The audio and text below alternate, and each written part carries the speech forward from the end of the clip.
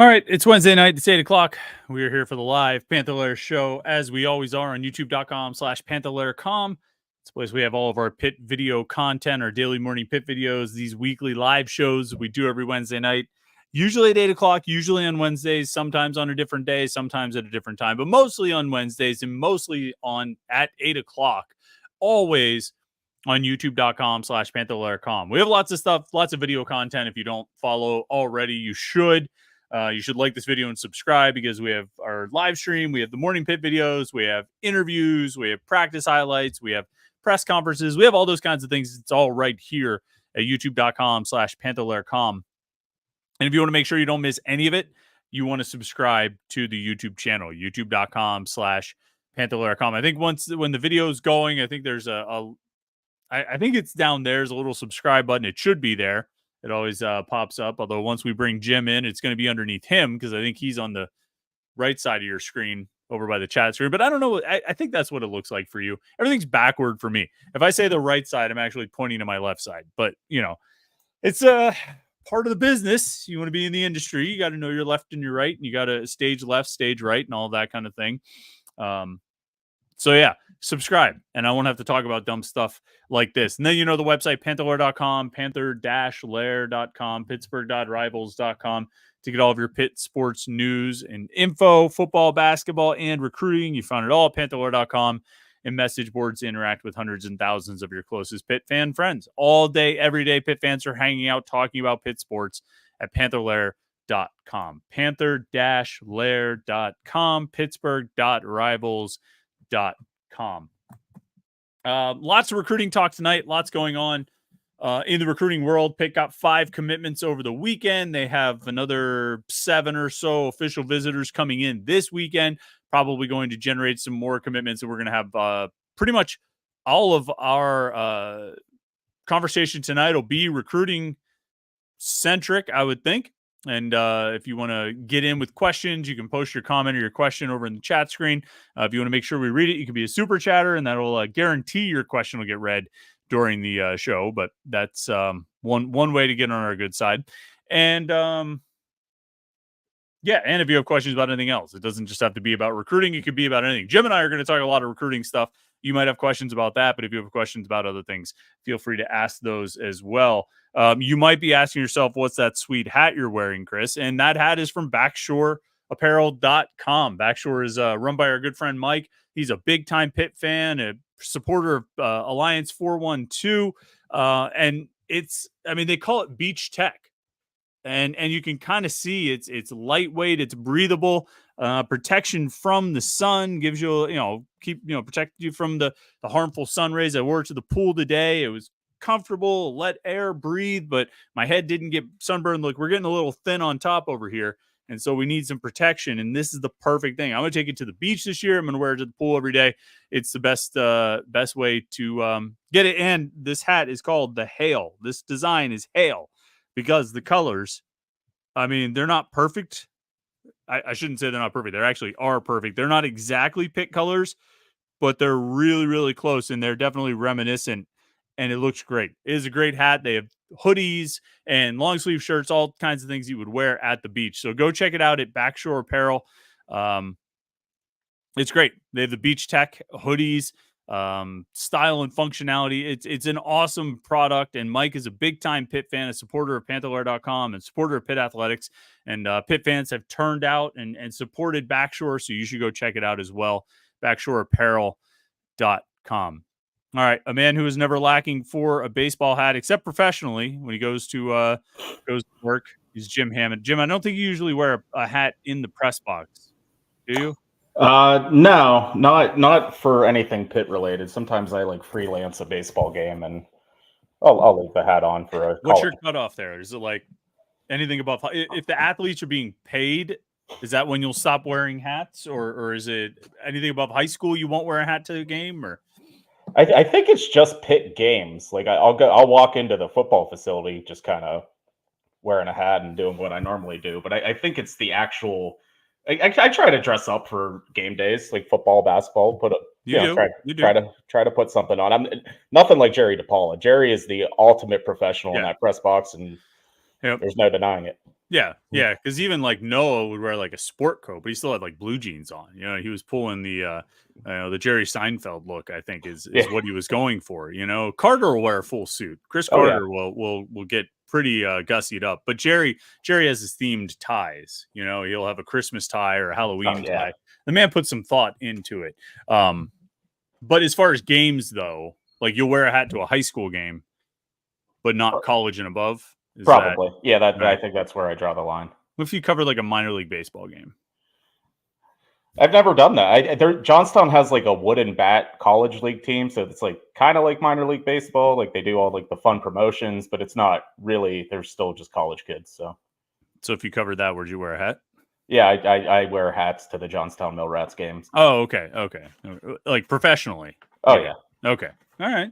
Well, it's always interesting to know what people are getting into. But anyway, yeah, recruiting. Right. Yeah, lots of It it. happened. It happened Mhm. this past weekend. Yeah. 14 guys came in for official visits. 4 were already committed.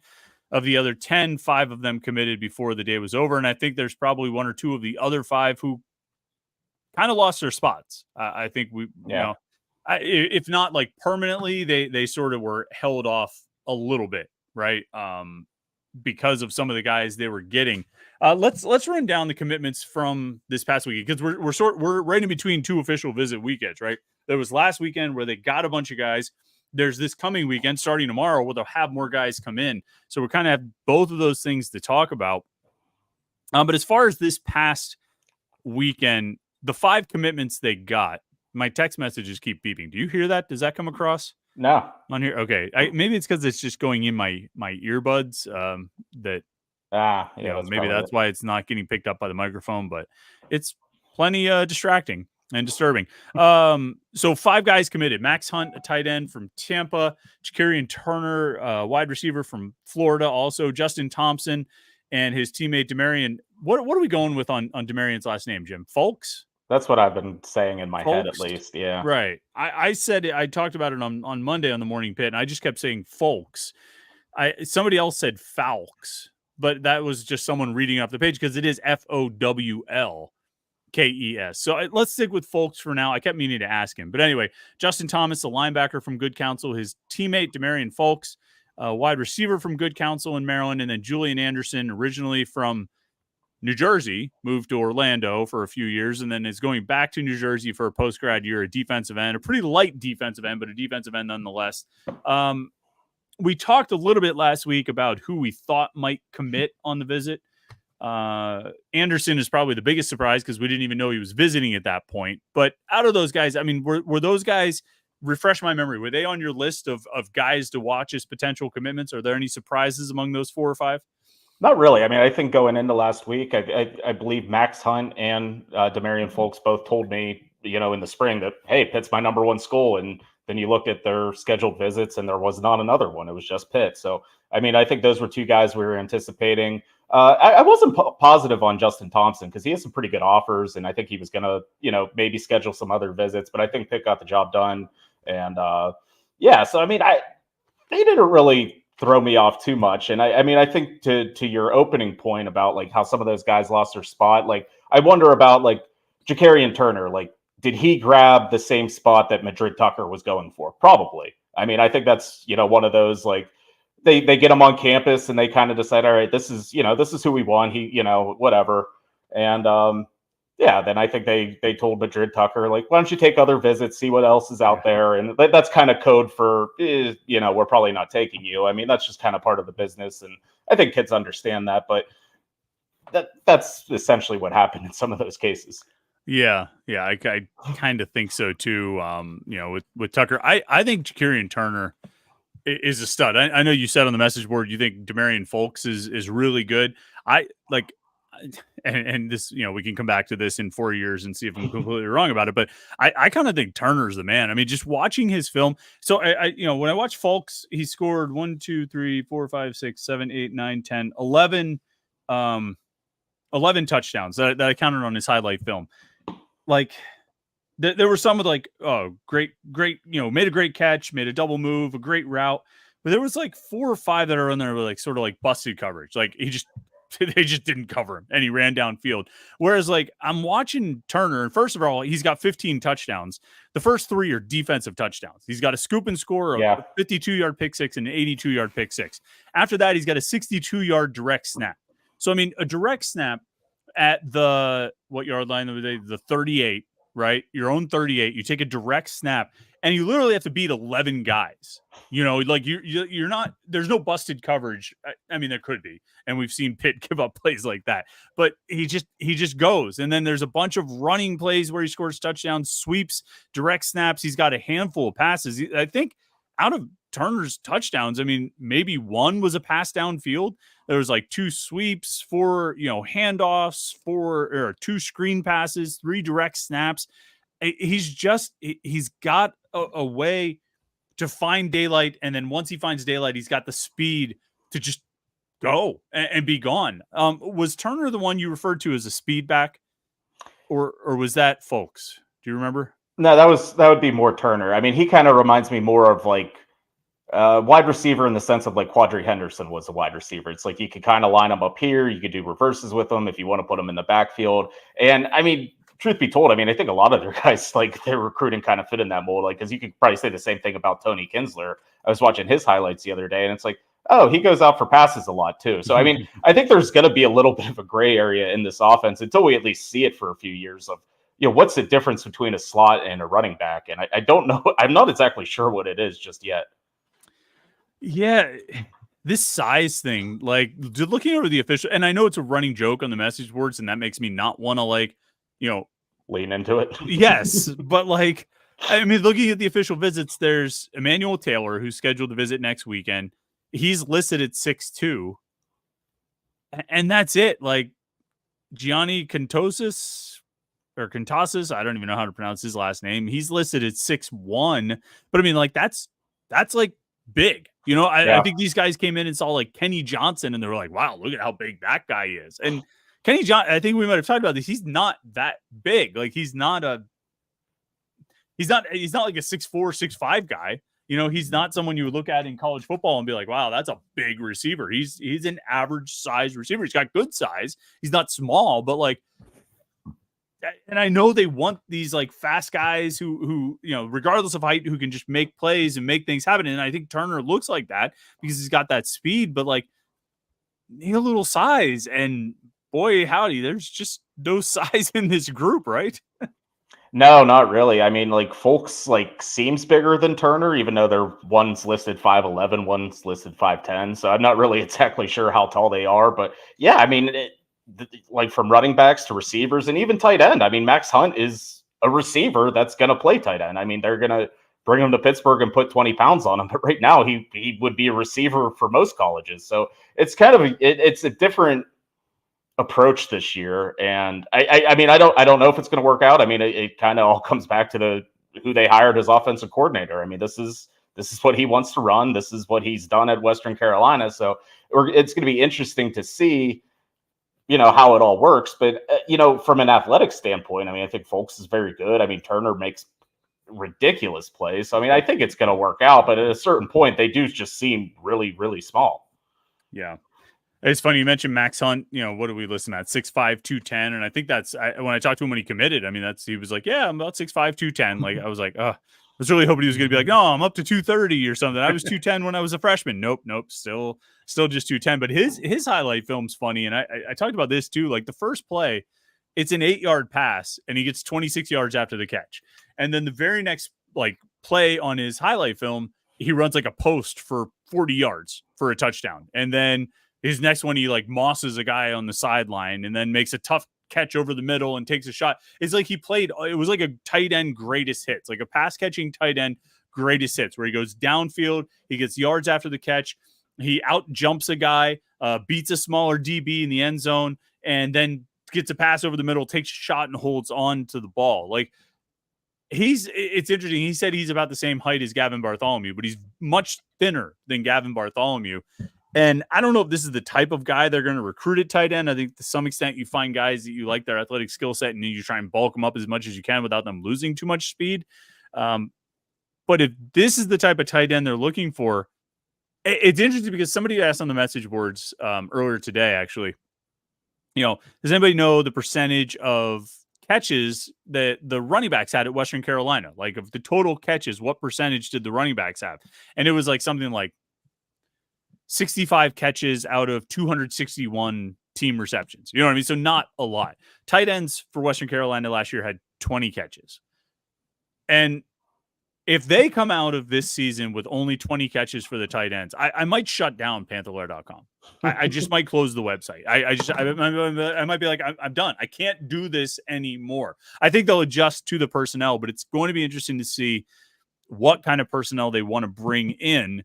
And if Max Hunt is the mold for tight ends they want, or if it's just, here's a guy they were able to get that they liked his upside. You know what I mean?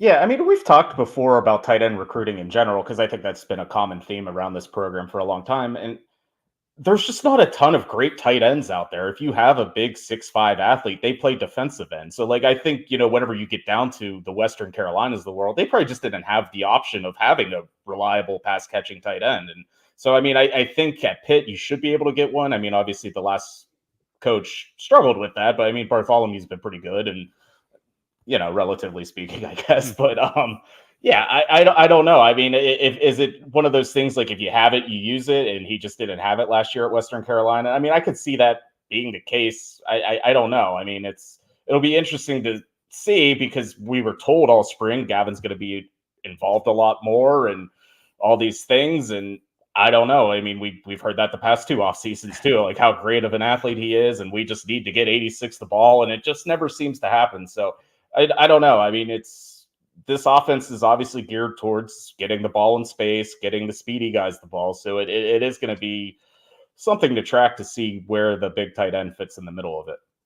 I just think that Frank Signetti just didn't like Gavin Bartholomew, either personally or professionally. Just either like disliked the guy, or just didn't think he was a worthy like pass catching target.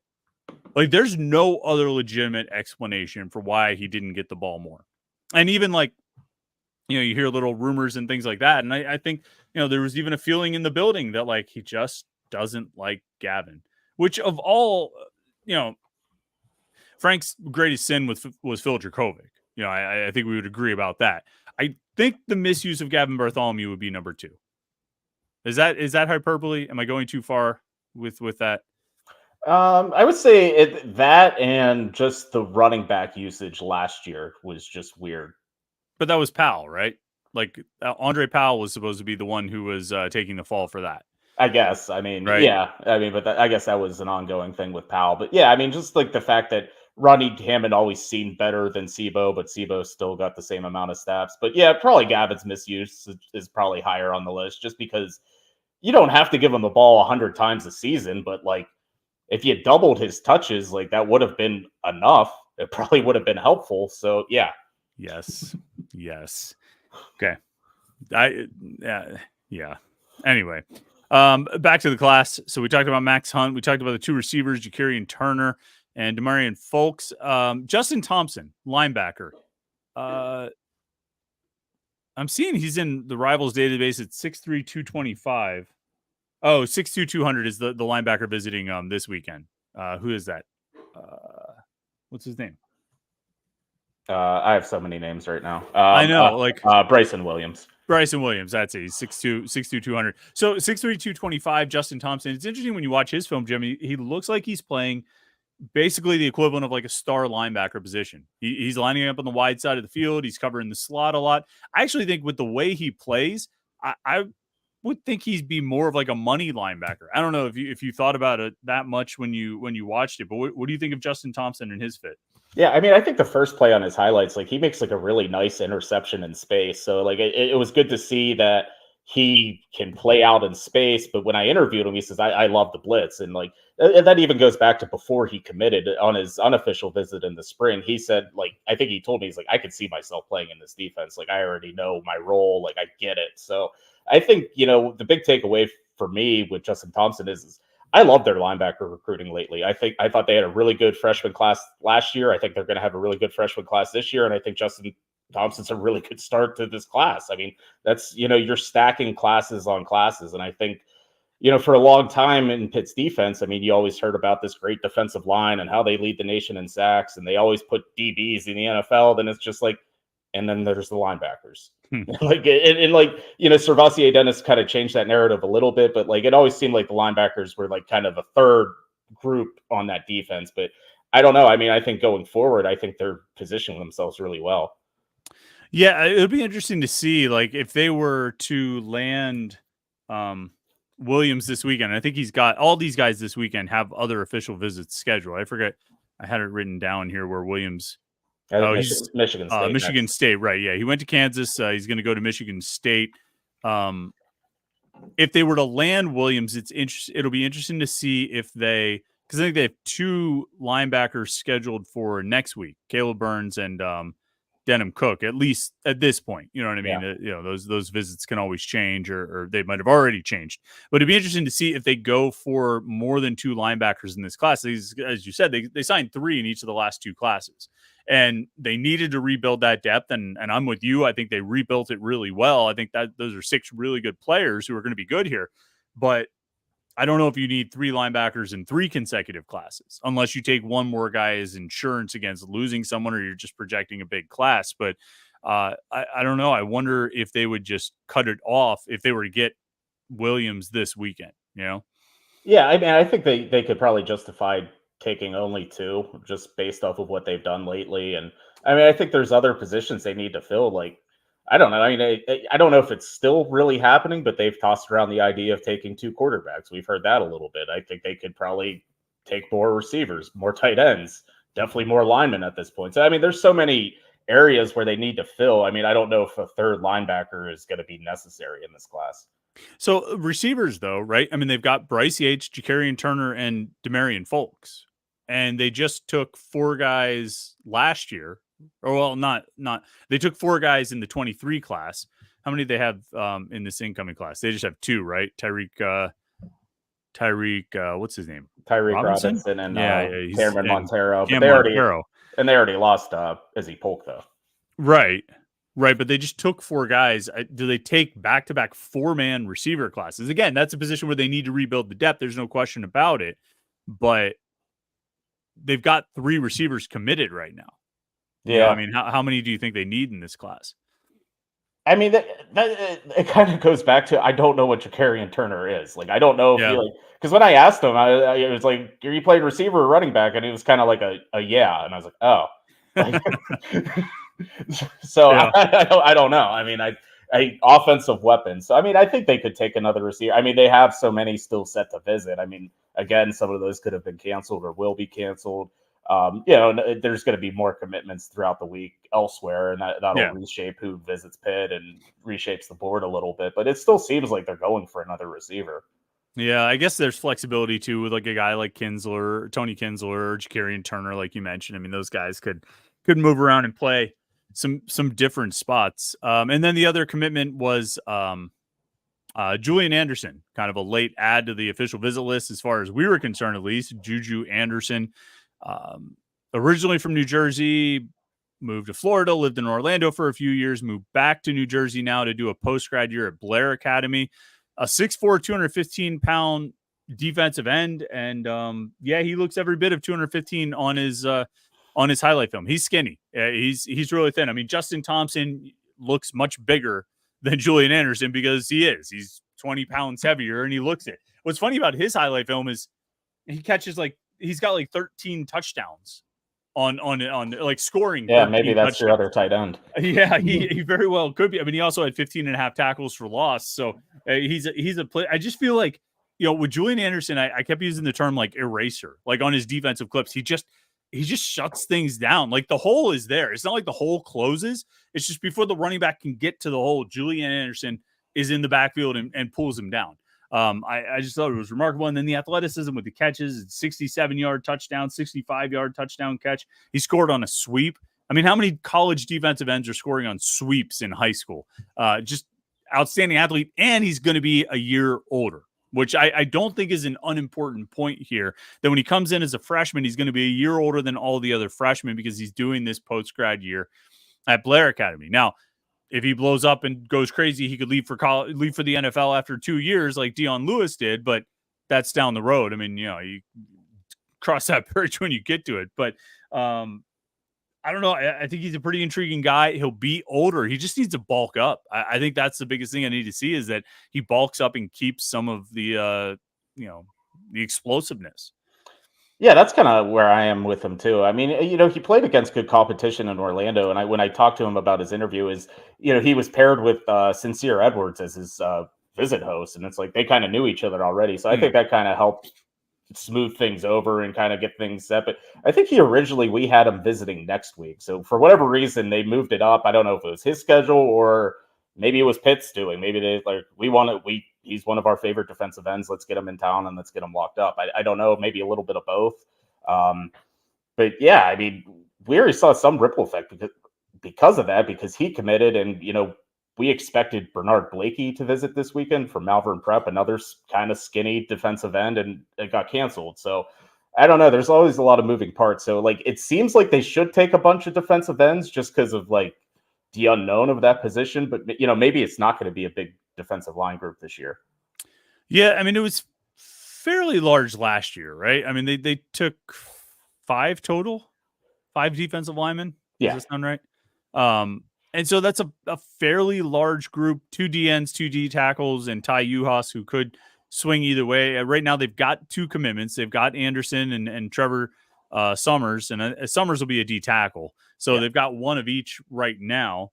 Coming in this weekend, they have 1 DN, right? Quante Gillians. Correct. Who already visited Boston College and Syracuse, and he's going to Michigan State after this. I guess 2. I was going to say a lot of these guys. 2 of the visitors this weekend are planning to go to Michigan State next weekend. So it'd be interesting to see if Pitt can win those battles. And then it seems like there's overlap with a bunch of these guys with Kansas, Michigan State, Iowa State a little bit, and Syracuse a little bit, which is typically the level of schools that Pitt is competing against, right? Yeah. I think that's generally the tier where they operate. And this middle official visit week, you got guys who've already taken visits. They're still planning to take more. They've come out of their first official visit and didn't commit and cancel their visits. So they're probably going to do all of their visits. And to that end, 6 guys uncommitted coming in, and they all have future official visits planned. So actually we had a question popped in here. Jason Martell said over under on 1.5 commitments this weekend, obviously a smaller list. With recruits who have other visits planned, maybe a group that waits a little longer to make their decisions. I could see that. I mean, I don't have a great read on these 6 guys and kind of where they stand. I know, I think Pitt's really high on certainly the defensive backs, and we can talk about those guys in a second. But I mean, I could see this being a quieter weekend than last weekend. You? Yeah, I think so. I mean, because you already have Shep Turk and Gillians. I don't know. I mean, I think he's probably going to go through with all his visits. Bryson Williams being from Michigan, I don't think he's going to pass up the opportunity to take the official visit at Michigan State. So I think it really comes down to those 3 defensive backs. Sean Lee, Cole Woodson, and Josh Garrier. I think we should talk about Sean Lee a little bit because he's probably the most interesting person visiting this weekend. Yeah. I guess to just paint a broad picture of him he's one of the best high school football players in Pennsylvania. I think he had 2,500 passing yards, 1,900 rushing yards, plays 6A football for Harrisburg High, one of the best teams in the state. He doesn't have a ton of offers though. He's kind of like a tweener because he's not going to play quarterback at the next level. So he's hard to project on offense. So I think a lot of teams like him on defense. And I think for that end, he had 4 interceptions last year as a junior. So he's still really good, but I don't know what to make of him because he never said he had a Pitt offer. He every recruit in the world tweets out blessed to receive an offer from the University of Pittsburgh. He never did that. So he wasn't necessarily on our radar. And I think it was the Iowa State guy. He added him to our visit list. I was like, whoa, who's Sean Lee? I texted him. I was like, who is this guy? Did you add him? And yeah, he kind of told me the story, but yeah. I don't know. I mean, I think Sean Lee's very interesting. Carlo, good friend of the program, is very high on him. So I think that's another thing to keep in mind. So I don't know what to make of him, but he's interesting. Yeah, 3,700 yards of total offense. I mean, It's pretty ridiculous. Like, you rush for 1,400 yards, average more than 100 yards per game on the ground, and throw for 2,200. Like, account for 45 touchdowns, 26 passing, and 19 rushing. Oh, and he only threw 5 interceptions too.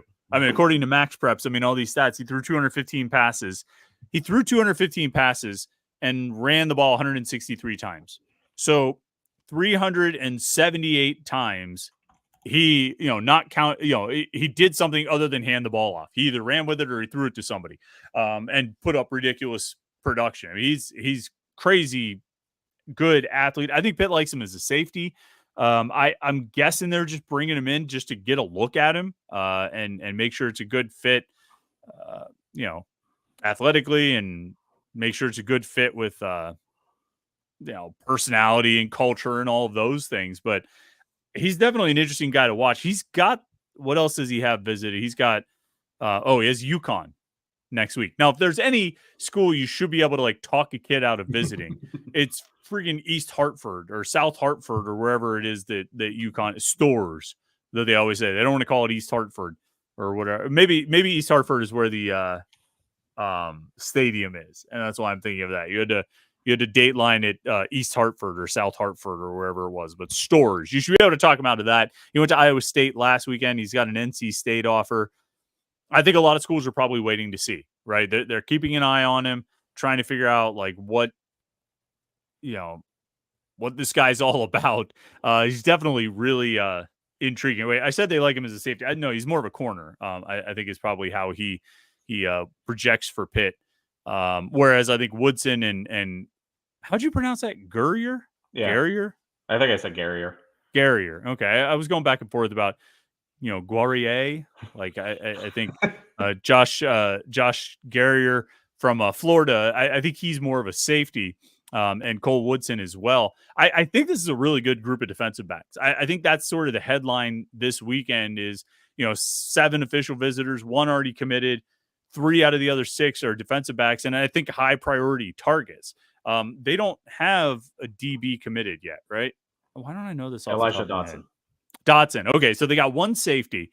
If they could land all 3 of these guys, and I think they would like to, and I think they would take all 3 if they could get them, I think that wraps up DB recruiting for this class. Just done. 2 corners, 2 safeties, close the book on it, fight like hell to hold on to these guys, and move on to other spots. And I think they'd be, from my impression from talking to different sources, is that they'd be tickled pink if they ended up with Dotson plus these 3 guys. I think they think that much of them. And given their success recruiting defensive backs, if the Pitt staff is high on these guys, I'm inclined to say, well, then they're probably pretty good, right?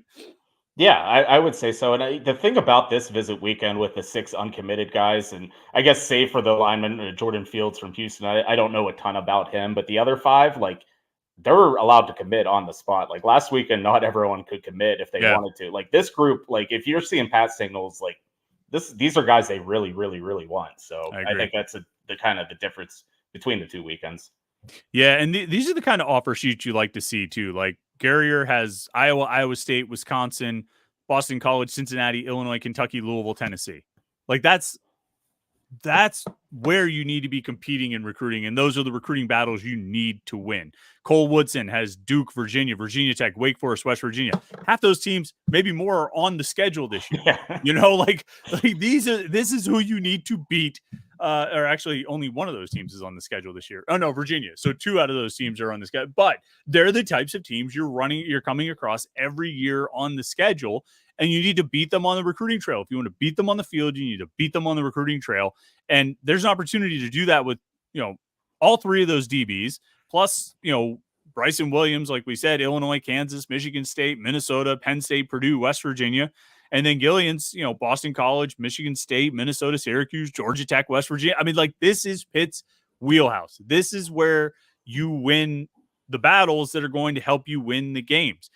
You're not going to beat Ohio State very often for recruits, and you're not going to beat Ohio State very often on the field if that opportunity presents itself. You're not going to win a lot of battles against Michigan or Texas or wherever it might be, but you can win these battles.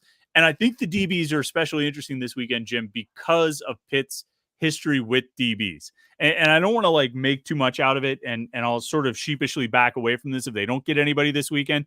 But there's an opportunity this weekend to kind of say, like, you know what? We still have some juice here. Like if you're the Pitt coaches, like, all right, kind of had to eat a lot of crap last year. You know, that sucked. Last year was bad. Fired the entire offensive staff. Things don't look great right now. Got to rebound and all that stuff. But you know what? We can still recruit DBs, and we're still really good at that.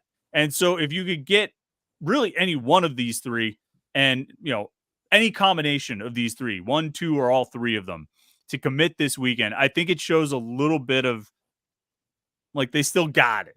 You know, like after like Tyson punches the guy in The Hangover, and they're like, he still got it. You know, like I feel like you can kind of swing that one out there a little bit. I mean, it's not like, you know, they're gonna, I don't know, they might put out a graphic about it or something. But you know what I'm saying? Like there's a chance here that like this is the wheelhouse.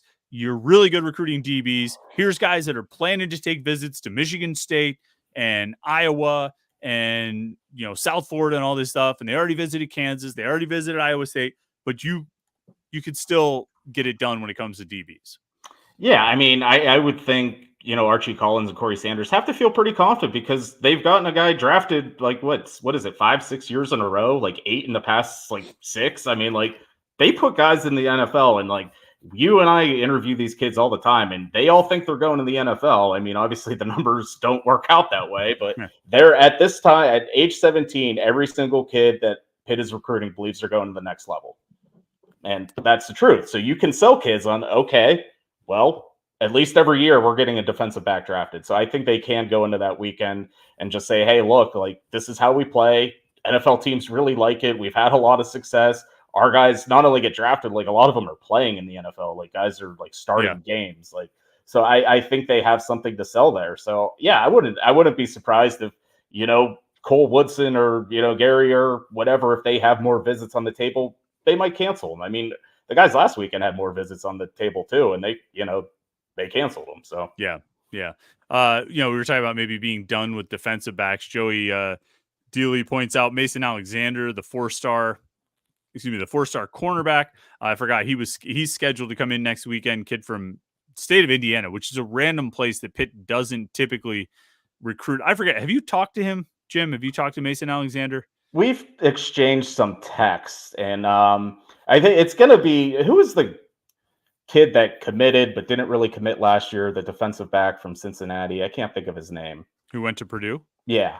Coy Beasley? Yeah, Coy Beasley. It's the same like teams recruiting Mason out. It's like Purdue, it's Wisconsin, it's Pitt. Like, so it's going to come down to those same things. And I think, you know, we just talked about what Pitt's selling point is, and Purdue does the same thing because they have a really good defensive backs coach, and that's why they were able to get Coy Beasley. So it's going to be tough to pry him out of, you know, Purdue or Wisconsin, Big Ten country. But I mean, it's still midway through June, and then the official visit's still scheduled. So as long as that's still happening, I mean, you have a fighter's chance. So, I mean, I think he's a good one. There's a couple of good ones technically that could come in next week. I think Corey Costner from Baltimore is a pretty interesting one. So I don't know. I don't know if they'll be totally done with defensive back recruiting because you still have to go out and land these guys, but they have options these next 2 weeks, and that's not surprising. Of all positions, that's not surprising to me.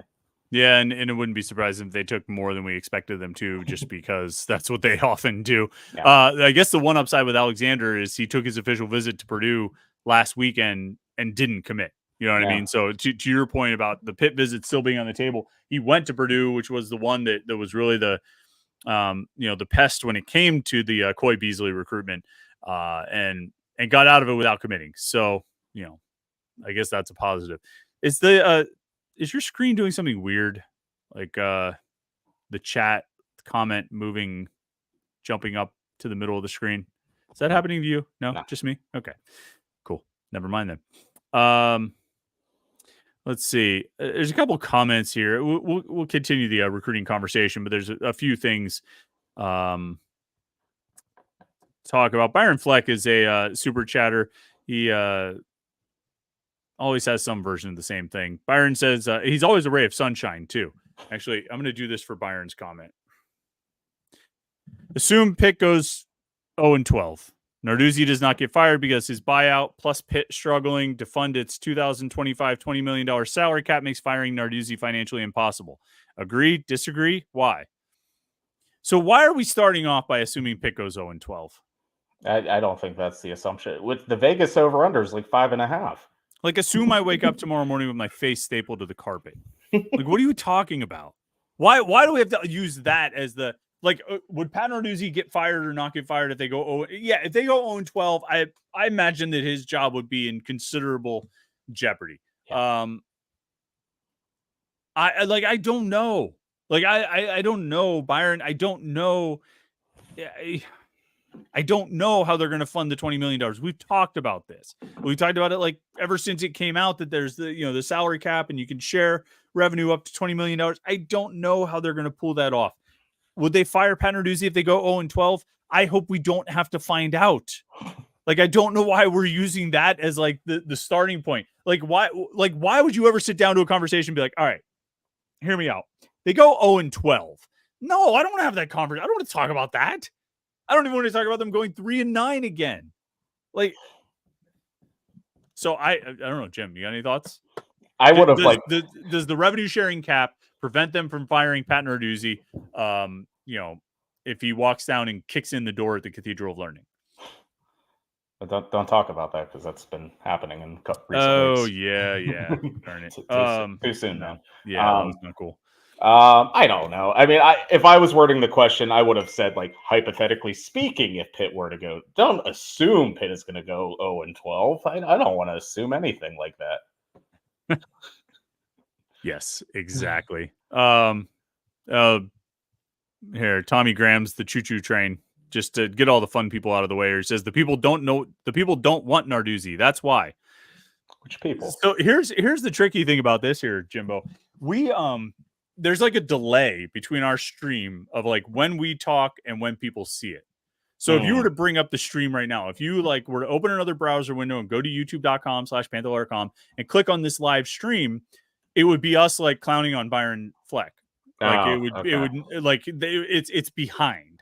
Yeah, so you could do it, and if you have like headphones in that are connected to the computer, it gets really screwed up because you're hearing yourself talk like 32 seconds ago or whatever that delay is. So Tommy Graham's with this like in the moment reply to something we said like 4 or 5 minutes ago. No idea what you're talking about, man. Well, if you just would transcribe all these shut up. Don't even start. He says the people of Pittsburgh, Jim. But again, like he's replying directly to something you said a while ago. We have no idea what you're talking about. People stop doing this. Here, Josh Newark says, if Pitt goes undefeated, does Narduzzi get an extension for life for getting Pitt's 10th national championship? Here's what I would say.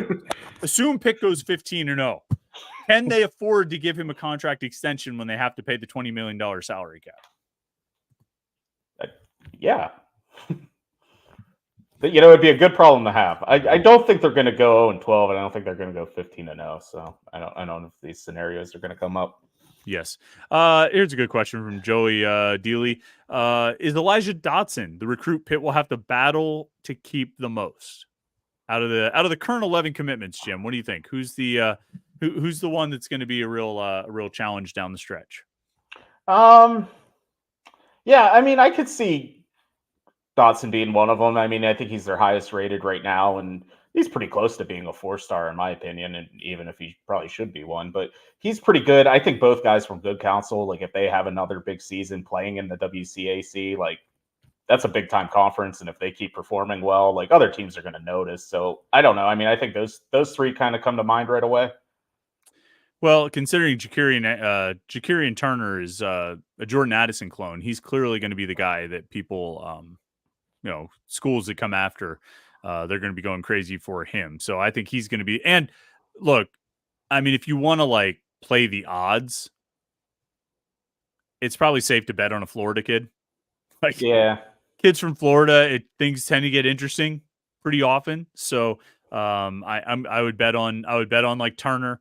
As a guy from Florida, just like I say, to play the odds there. But I think Dotson definitely is one that they're going to keep an eye on. I think he's going to be a pretty good prospect and probably have a pretty good year. The only thing that might help Pitt there is the fit in the defense, that he might not fit everybody's defense the way he wants to play. He might almost be enough of a tweener that he can't, like Pitt's safety spots are such a good fit for a guy like him. I was distracted by the comments. Pitt safety spots are such a good fit for a guy like him that should help keep him in place, as opposed to somebody that wants to grow him into a linebacker or something like that. I don't know. Let's see. There was some other stuff in here I wanted to get to. Josh Newark says, really enjoyed the interview this morning with the strength coach. Loved his description of the science and technology behind training. Yeah, we got a chance to catch up with Mike Stacchiotti this morning.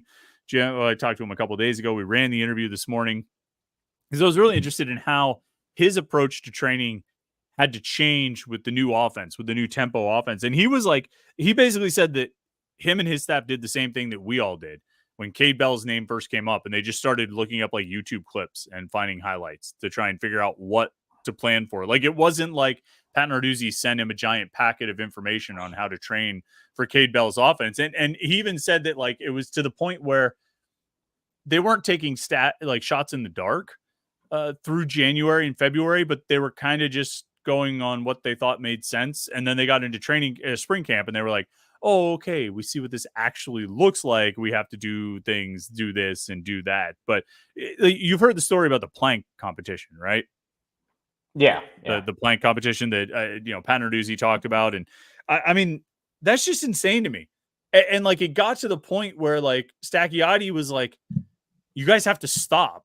And Terrence Moore was like, screw you. I'm not stopping. I'm not stopping this. I'm going to. And so Stacchiotti started putting plates on his back to get him to stop. Like, he couldn't physically lift Terrence Moore off the ground. So he just starts putting plates on there. And Terrence Moore is trying to like shove him away. Like, no, don't do.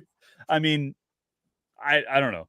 Those kind of stories are always interesting. And the fact that he said that they've never had guys go that long in the plank competition in years past. I mean, I'd like to think that maybe that's a product of guys being a little extra mad this offseason. I don't know if that's the case or not. It might not matter when it comes to the season, but I'd like to think that maybe they're a little extra ticked off and maybe taking it out on their day-to-day work, that they do. I mean, isn't that a nice thought that maybe they are motivated by that 3-9 season? You would like to think so. And I'm trying to think like what press conference. I think it's like the first one of the year, like media day for training camp, and that's whenever Pat Narduzzi goes through the whole spiel. It's like, well, all of our guys are in the best shape of their life. They ran, they ran all this, and they ran the moon and back or whatever. And like, he always would like give all these like weird equivalents. And it's like, it's the same speech every year. So they're always in the best shape of their life. So I don't know. I mean, it's going to be interesting to hear that talk this year, because it does sound a lot different. Yep. It's, is it media day when he does that? When he goes through the whole spiel, like, our guys are so much stronger and faster this year. Yeah, I think so. I mean, he doesn't typically do it in the spring because they haven't really done that. I mean, they've done a lot of conditioning work, but he likes to brag about it all. And I think Pat Narduzzi would prefer not to talk to us at all between the final game of the season and the start of training camp.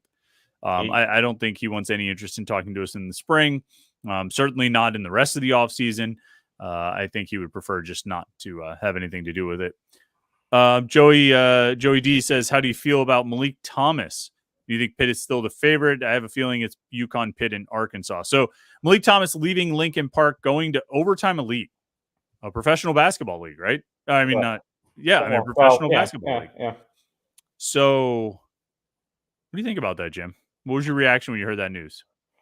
I think it was it's been a rumor for months that, he probably wouldn't finish his high school career at Lincoln Park. And as far as that goes towards Pitt, I don't know if it changes much, because whether he played at Lincoln Park or Aliquippa or Pittsburgh Central Catholic, Oak Hill Academy, it's always going to come down to like, yeah, you're going to need like a good NIL package to land this kid. I mean, I think everyone has known that. So I don't know if it matters where he goes for his senior year. So yeah, I think some people, when they saw that, their instant reaction is like, well, that's over. I don't know if it is. I mean, maybe it's been over for months now and we don't know it, but I think he's visiting UConn this weekend, and that's going to be a tough one to sell. And we know how great Stores is. I mean, Danny Hurley would never want to leave it. So, it's, So in the question, you kind of said he was the favorite. I don't know if Pitt was ever the favorite, but they've always been among the favorites. They're in the mix. Yeah, they're in the hunt. So we would assume he's going to go there and skip the salary, right? And still go to college. Yeah, I mean, and that's interesting because he's going to be teammates now with fellow Pittsburgh native and high priority Pitt target Amari Evans, who also goes to Overtime Elite. Ah, okay. So, who is taking an official visit next week, and that's the first big basketball official visit we're watching out for. So, yeah, so you're gonna have two Pittsburgh kids on that team. So who knows? Maybe they become the best of friends and want to come back and turn Pitt into a powerhouse. So, who knows? It's a nice story. It's a nice story. I like that, Jim. I almost if it wasn't, I wish we could have talked about that at like 8:58, and we could have just ended there on like a happy, positive note instead of whatever argument is happening here. In what do you think of the SEC Challenge draw? Mississippi State. I don't know anything about Mississippi State, which we know about them. Pitt played them 2 years ago, right? Pitt beat them 2 years ago. I don't know. Someone like a friend of mine I used to work with at the Tribune Democrat, Sean, he was like, that just screams 9:30 ESPNU. Yeah. Oh, yeah. Because it'll be like Central Time Zone, right? Mississippi's probably in Central Time Zone. So, which was Mississippi State? Was that the like absolute rock fight, or was that Iowa State? Mississippi State was like back and forth. Like it was just like the lead never got bigger than 4. Iowa State, Pitt went up 22-2. That's right. That's right. The Mississippi State game was the first game, right? Yeah, that was in the first 4 out in Dayton. So like, right. Okay. And then the Iowa State game. Okay. That's right. I couldn't remember. I knew, yeah, I remembered some of those details, but I couldn't remember which game it went with. But yeah, I have no idea. I could not name one player for Mississippi State. So don't have a lot to offer in terms of analysis of that. They'll be on the road, which I think probably was assumed. Do you think they alternate or try to alternate that? I guess this is only the second year of the event because it. Right. So. I guess I don't know if Missouri is hosting anyone, but yeah, I don't have much. I don't know much on that. Did you have a strong reaction to that news? I think it's a decent matchup because they made the tournament last year too. So I mean, it's kind of comparable teams. It's not. I think last year, whatever it was Missouri, nobody was all that excited. I don't know if Mississippi State gets people excited, but at least like they're solid. Like they're a good team. Yeah. All right. Hog Muncher says, who's the exciting playmaker in this year's offense? Is it El Barto, or do we have a wide receiver running back who we can count on creating highlights? It's the same question of like, what do we think Raphael Williams, Sincere Lee, and Desmond Reed will do? Right. I mean, because without knowing what those guys will do, I can't like they have the potential at Western Carolina. They were those guys. They were the exciting playmakers. Can they do that in the ACC? I have no idea. So like, I mean, do you have a candidate? Yeah, I mean, I guess we've talked about Desmond Reed like the 3 weeks in a row because he keeps getting all this publicity. So I guess we'll say Desmond Reed. I mean, and I think some of the guys they have in place aren't bad. They just played for, with a really bad quarterback situation last year. Like I think Rodney Hammond's better than what he showed. I think Konate Mumfield. I think Gavin Bartholomew. I think they can all put up better numbers in a more just a better offensive situation. So I think they have some weapons. I don't think they're without them. It's funny. I've been kind of down on the wide receivers, and I'll probably talk and write about this more over the next couple of weeks. I've been down on the wide receivers, but I do think they're deeper than they were last year. Last year you pretty much had 3 guys plus a little bit of Kenny Johnson. This year I think you've got 5 guys. Yeah. It remains to be seen how good they are, but like Mumfield, Reynolds, Johnson, Lee, Williams, they've all played. They've all played full seasons of college football. Most of them have played multiple seasons of college football. I think they'll be deeper than they were a year ago, if nothing else. And maybe that's all that it is. Maybe they'll just be deeper. But I don't know. I have to come up with a bold prediction for tomorrow. And like, I forget. I don't even remember what my bold prediction was on the quarterbacks 2 weeks ago. Probably like Nate Yarnell will throw for 3,000 yards or something like that. Because I was doing a lot of that, like taking his stats from like 2 games and projecting them out to 13 games. So it was probably that. What was your I'm forgetting. I read it. What was your bold prediction on the running backs last week? I said they would, because I think Pitt was like 120th in rushing last year. I said they would average 150 rushing yards a game, which would take them to like 70th, which is like middle of the pack. But they were so bad last year that would be a significant jump. Yeah. All right. I don't even know what to. It'll probably be like a number of receptions type of thing. You know what I mean? Like I'll have to look at the media guide, and outside of Jordan Addison, the last time somebody caught, how many? Bub Means had 82 targets, but how many passes did he catch? He didn't catch that many. No. I think that Cincinnati game, he had 11 targets. He had 11 targets and no catches. Yeah, that was that was something. Yeah, that put a damper on his numbers. Yeah, wait, these guys were in the 40s last year. Mumfield and Means were in the 40s. So my bold prediction is somebody will catch like 65 passes. You know what I mean? Something like that. Maybe that's what I'll do is. But I wonder if I should name a player or just make it that somebody on this team will catch 65 passes, just so I can leave open the opportunity for El Barto to be the guy who catches 65 passes. That would be awesome. That would be so awesome if Gavin Bartholomew had 65 catches this season. I might have to save that. I have tight end week next week. I might have to hold on to that one. You want to use that? He'll catch the most. Well, see, that's a good one where you go back through like the stat lines and find like, some superlatives for tight ends. There aren't many like superlative tight end seasons. Doran Dickerson in 2009. Scott Orndorff was good in 16, but I think he still had like 30 catches or something. He didn't have like 50 catches, or maybe like double-digit touchdowns. I don't think Orndorff. No, he didn't catch 10 touchdowns because there were 3 guys who scored double-digit touchdowns. No. 4 guys who scored double-digit touchdowns on that 16 team. Jester Weah, Connor, Quadri Henderson, and George Aston had like 5 receiving and 5 rushing. Yeah. So, you could be like first tight end with double-digit touchdowns. I think Doran had 10 touchdowns in 2009. I believe he did. So that could be your like double-digit touchdowns. But I don't think that's the thing though. Gavin Bartholomew, he's not Malcolm Epps, like the idealized version of Malcolm Epps who actually catches that pass against Duke. But like what Malcolm Epps was supposed to be, like a red zone weapon. That's not what Gavin Bartholomew is. Gavin Bartholomew is the guy who's going to get you downfield. He's going to chip away with like 15-yard catches, 20-yard catches, 10-yard catches. He's the guy who's going to pick you up first downs and move you across midfield and get you into the red zone. And then, I don't know who's going to actually score the touchdowns. Nate Yarnell will probably have like 42 rushing touchdowns. 42.